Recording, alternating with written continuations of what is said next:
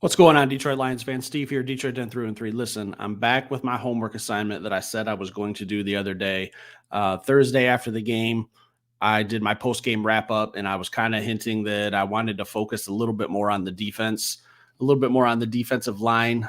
During the game, I was watching mostly the offense, trying to see some offensive stuff, and my eyes were really locked on a Broderick Martin when I was watching the defense, and I wanted to do a deeper dive into Broderick. I've been a little critical, not critical, but a little maybe just the fan in me gets a little impatient with having to wait. Because I'm usually the type of guy that when I want something, I want it now. I don't want to wait. So when I think of Broderick Martin and us drafting him, I wasn't a huge fan of that project label that Brad Holmes slapped on him. But you have to ask yourself, how long does a project take?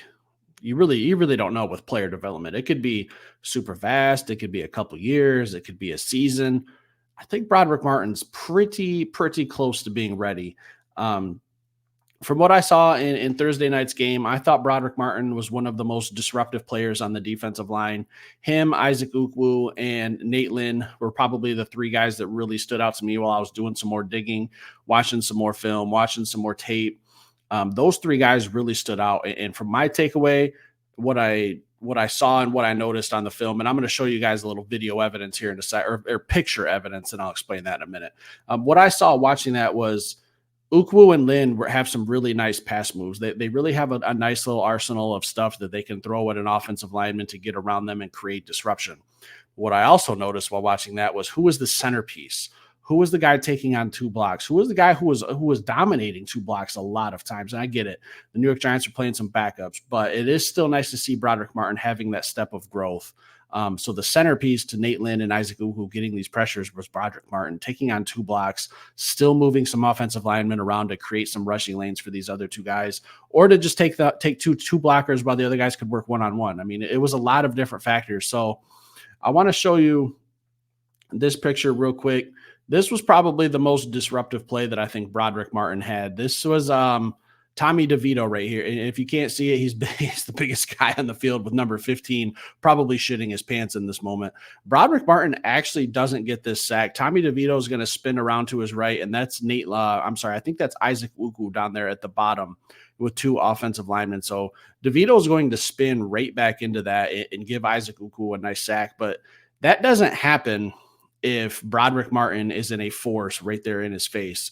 And we talk about it, or I've said it all the time, the most uncomfortable feeling for a quarterback is not having anywhere to go. If you have Aiden Hutchinson on the outside and you have Broderick Martin, DJ Reader, Levi Onwuzurike, Alim McNeill up the middle, pushing pockets straight back at you. If you can't go forward to escape and you can't go to the outside to escape, there's a little panic there. And I think I saw a little bit of that with Tommy DeVito. I just think he kind of didn't have anywhere to go. And he tried to think, hey, maybe I can make a move. I can spin. Maybe nobody's there. But Isaac Ukwu was waiting. That doesn't happen without Broderick Martin. It doesn't happen without Broderick Martin getting elite pressure up the middle and making that pocket as uncomfortable as a place to be for a quarterback.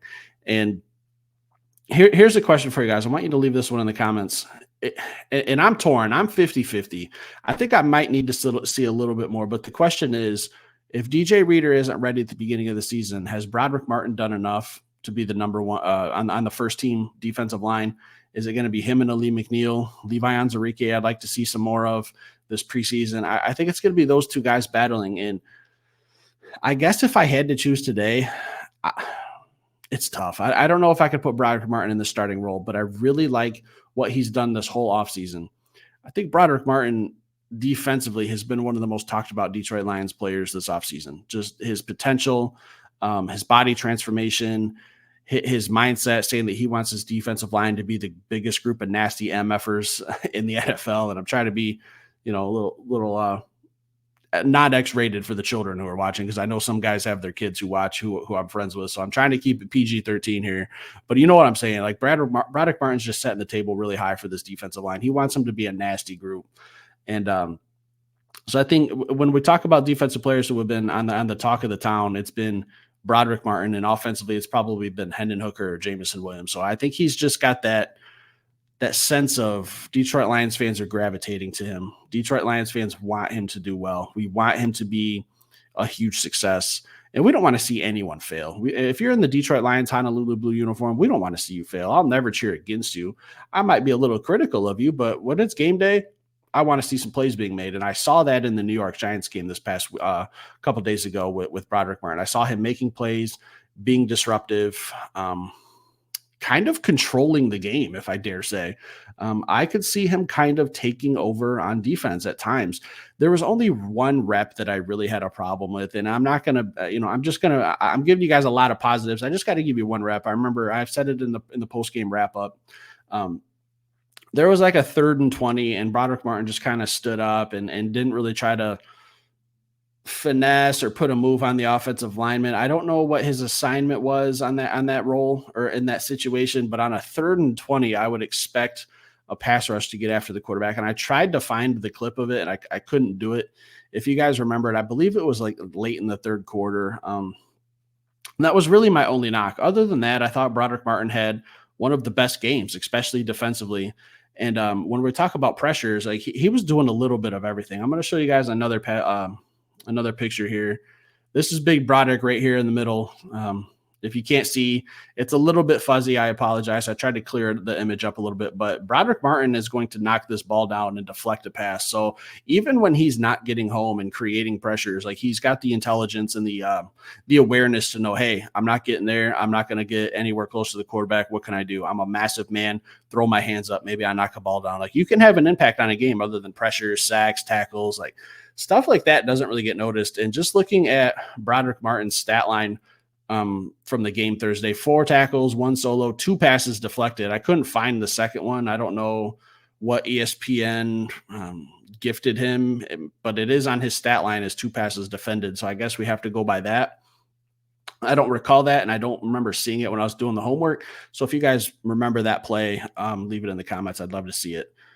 But answer that question for me, guys. Is he in the mix to be on this first team defensive line when the season starts? If DJ Reader is not ready to go, is he going to be the guy that we're looking to? Is he going to be the guy that on game days in Ford Field, he's coming out of the tunnel with the first team defense? I think he's really, really close. And we've got 2 more weeks of preseason games and then another like kind of bye week before the season actually starts to figure that out. So we have some time. But as it sits today, I might have to say yes. He really did impress me.